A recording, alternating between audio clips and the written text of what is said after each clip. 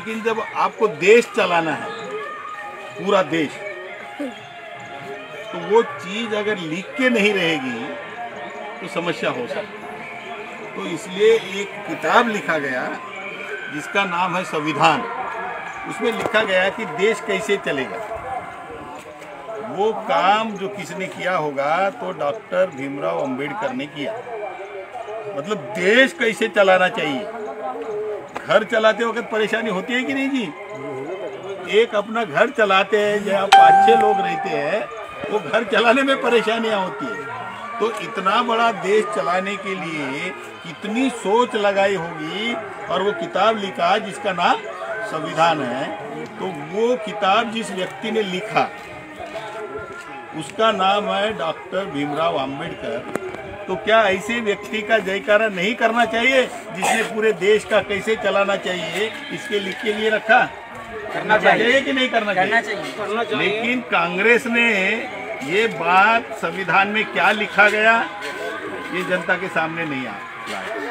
Doctor Ambedkar ने संविधान में हर उस व्यक्ति की कल्याण की बात कही है।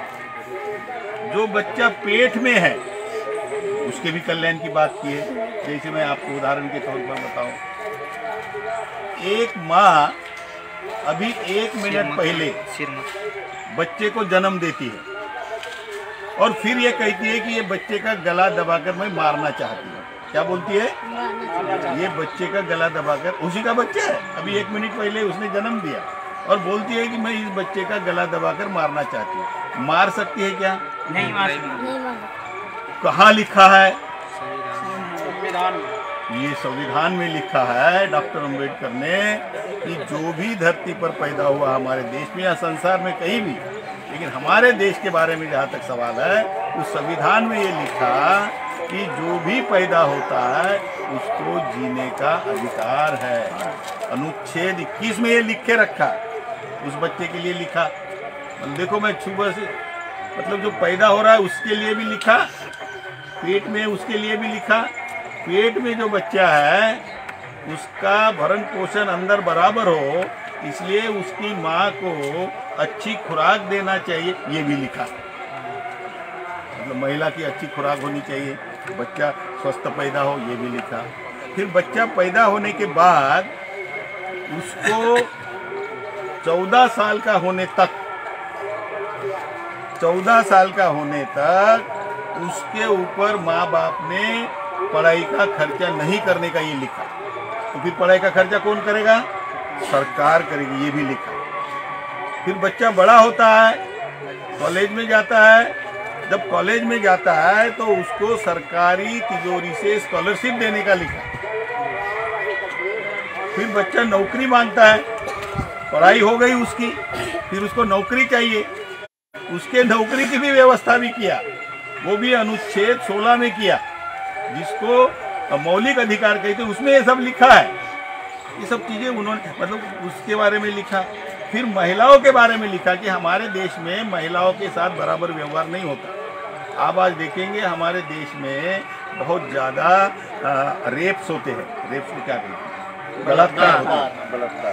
तो उनके ऊपर बलात्कार करने वालों को शिक्षा कैसी देनी चाहिए ये लिखा, और उनको द्वितीय स्थान दिया है घर में, उसकी कोई सुनते नहीं, तो उसको बराबरी का स्थान दिया भारत के संविधान में। अपने अधिकारों के लिए वो लड़ सकती है कि मैं किसी से कम नहीं, आदमी और पुरुष महिला को बराबरी का अधिकार।